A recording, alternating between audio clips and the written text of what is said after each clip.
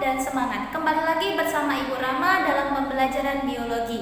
Minggu lalu kita sudah mempelajari mengenai protista mirip hewan. Hari ini kita mempelajari mengenai peranan protista mirip tumbuhan dan protista mirip hewan.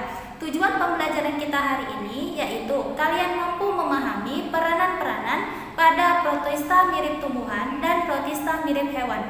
Maka dari itu Ibu harapkan kalian tetap fokus dalam pembelajaran kita hari ini.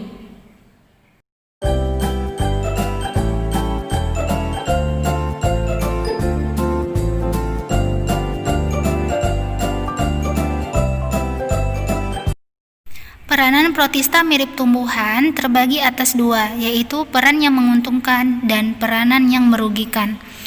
Secara garis besar, alga berperan sebagai produsen pada ekosistem perairan. Hal ini dikarenakan alga mempunyai kemampuan untuk membuat makanannya sendiri. Pertama, kita bahas mengenai peran yang menguntungkan pada protista mirip tumbuhan dalam bidang industri, yaitu ada contohnya Laminaria sp, Fucus sp, dan Ascophyllum sp. Dapat menghasilkan asam alginat yang biasa digunakan sebagai pengental pada produk makanan, contohnya seperti sirup, salad, keju, dan es krim. Berikut ini juga sebagai contohnya dalam pembuatan pasta gigi. Yang kedua adalah dalam bidang pertanian, dapat digunakan sebagai pupuk organik karena mengandung bahan-bahan mineral seperti potasium dan hormon, seperti contohnya ausin dan sitokinin, yang dapat meningkatkan daya tahan tubuh tanaman untuk tumbuh, berbunga, dan berbuah. Yang ketiga adalah dalam bidang pertanian. Macrocystis sp juga dibuat sebagai bahan suplemen untuk hewan ternak karena kaya akan komponen Na, P, N, dan Ca. Fucoidan adalah contoh dari ganggang coklat yang mampu menghambat pembekuan darah sehingga menurunkan resiko terserang penyakit jantung dan stroke. Peranan protista yang berikutnya yaitu chlorella sebagai penghasil protein, contohnya adalah spirulina.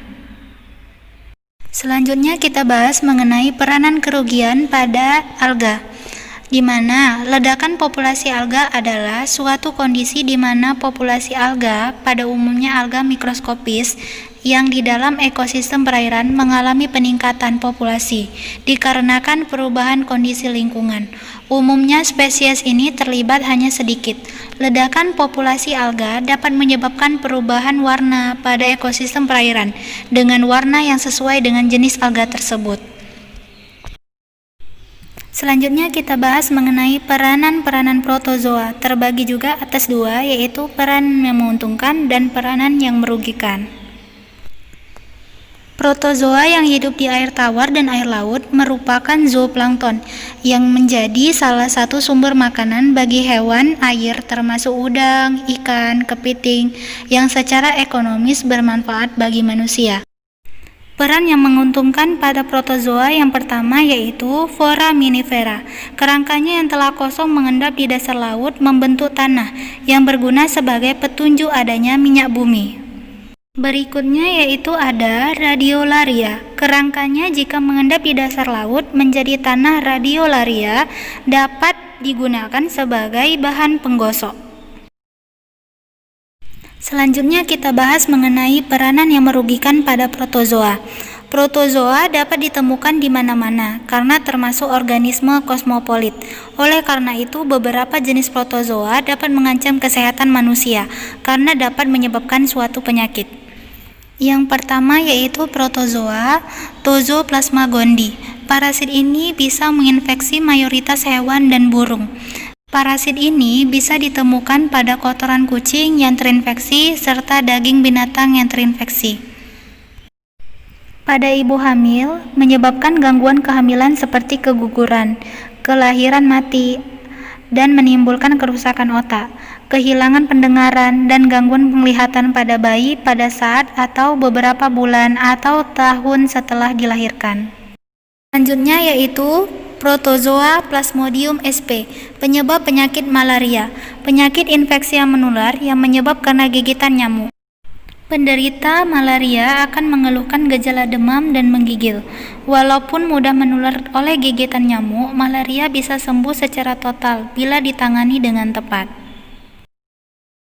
Trypanosomiasis, yang disebut juga penyakit tidur dari Afrika, merupakan penyakit parasit yang disebabkan oleh infeksi protozoa, yaitu Trypanosoma gambiense. Penyakit ini ditularkan ke manusia melalui gigitan lalat TC, yang sebelumnya telah menggigit hewan atau manusia lain yang terinfeksi. Selanjutnya, peranan protozoa yang merugikan yang terakhir adalah Entamoeba histolytica, penyebab penyakit disentri pada manusia.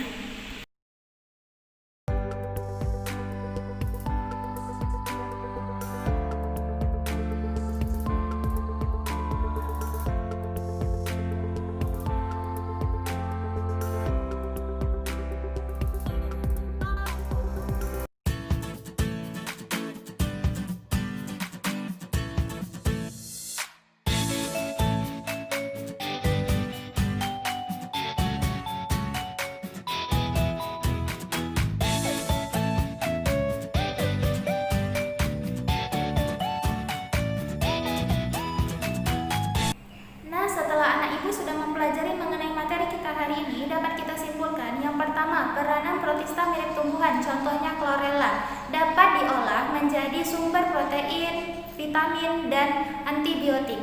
Lalu yang kedua, peranannya tentang protista mirip hewan, contohnya Entamoeba histolytica, dapat menyebabkan penyakit diare pada manusia.